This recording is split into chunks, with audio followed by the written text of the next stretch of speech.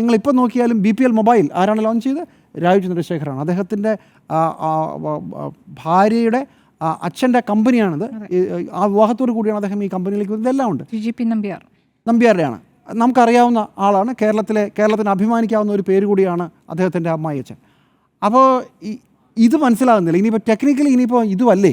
അങ്ങനെയാണെങ്കിൽ ഈ കഴിഞ്ഞ തെരഞ്ഞെടുപ്പ് കാലത്ത് BJP രാഷ്ട്രീയ നേതൃത്വം മുഴുവൻ പറഞ്ഞത് ശരിയല്ല.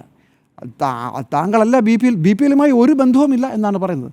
അത് രാജീവ് ചന്ദ്രശേഖർ തന്നെ വ്യക്തമാക്കുമെന്നാണ്. അദ്ദേഹത്തെ കാത്ത ഒരു പിടി ചോദ്യങ്ങളുണ്ട്. അദ്ദേഹം ഇന്ന് വാർത്താസമ്മേളനം വിളിക്കുമെന്ന് പറഞ്ഞിരുന്നു, വിളിച്ചില്ല. നാളെ വിളിക്കും. അപ്പോൾ കാര്യങ്ങൾ കുറച്ചുകൂടെ വ്യക്തത വരട്ടെ.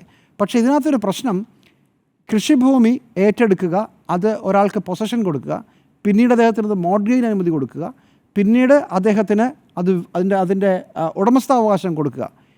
ഇത് രാഷ്ട്രീയമായി സർക്കാർ എടുത്ത തീരുമാനമാണ്. ഇതെങ്ങനെ ശരിയാകുമെന്നുള്ളതാണ് ഇന്നത്തെ $1 million ക്വസ്റ്റ്യൻ. ഇങ്ങനെ എത്ര പേർ, ഞാൻ കേട്ടിട്ടുള്ളത് കർണാടകത്തിൽ ഇതാണ് പരിപാടി എന്നാണ്. അതെന്തൊരു വിചിത്രമായൊരു രീതിയാണ്.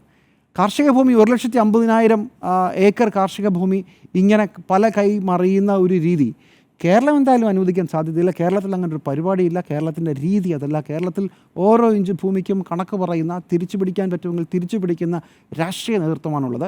രാജീവ് ചന്ദ്രശേഖർ അങ്ങനെയുള്ള ഒരു കേരളത്തിലെ ഒരു പ്രധാനപ്പെട്ട പാർട്ടിയുടെ സംസ്ഥാന പ്രസിഡന്റ് അദ്ദേഹം. അതുകൊണ്ട് ഈ കാര്യത്തിലുള്ള അവ്യക്തത എന്തെങ്കിലും ഉണ്ടെങ്കിൽ അദ്ദേഹം തീർക്കണം. അദ്ദേഹം മാധ്യമങ്ങളോട് സംസാരിക്കണം.